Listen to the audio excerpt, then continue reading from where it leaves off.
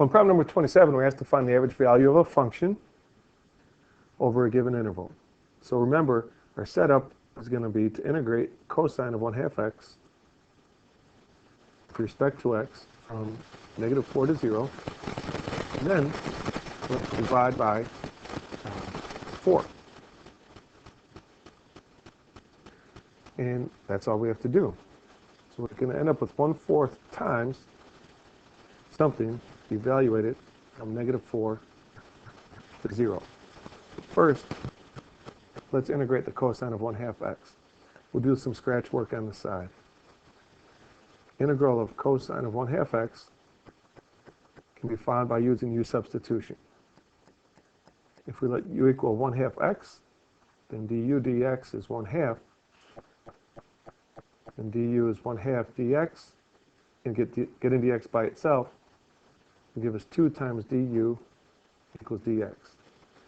Once we have a u, and once we have a dx, we can substitute. So we're going to integrate the cosine of u, and replacing dx with 2 times du will give us du. We can pull the constant multiple 2 out in front. Now this will give us 2 times the integral of cosine is sine. Now technically there's a plus c, but you know that we're going to be using the definite integral, so we're not going to worry about the plus c right now. So 2 times the sine of 1/2 x is going to fill in this place right here for the integral.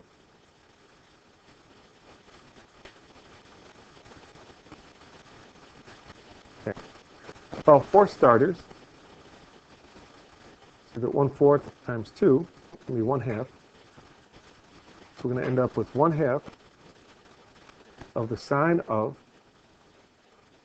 1/2 times 0 minus 1/2 times the sine of 1/2 times -4.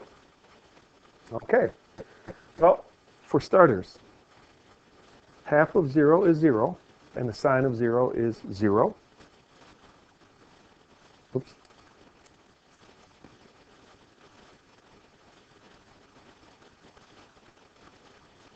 Minus 1/2 times, well, half of -4 is -2, and finding the sine of -2 is not something that we can do mentally without a calculator.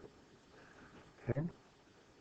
And now let's do one more step. Now, half of 0 is 0, and 0 minus 1/2 times the sine of -2 is our final answer. But at first glance, it looks like we have a problem because this answer doesn't match any of the options listed. So we need to figure out which one of the options that are listed is equivalent to the answer that we came up with.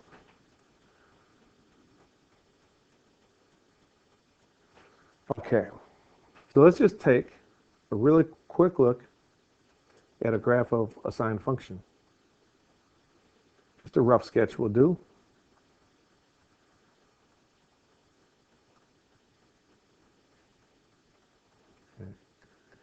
And remember that the sine curve starts at the origin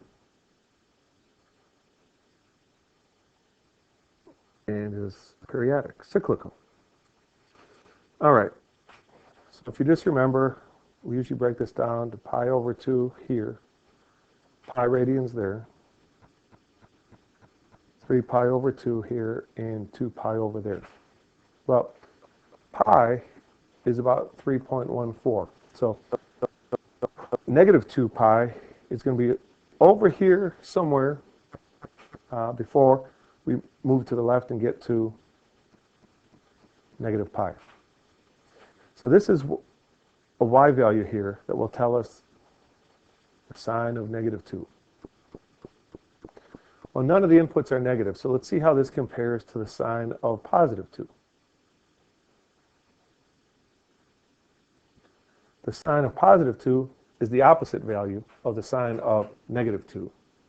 So it looks like our answer can be found by taking the opposite of -1/2 times the sine of +2.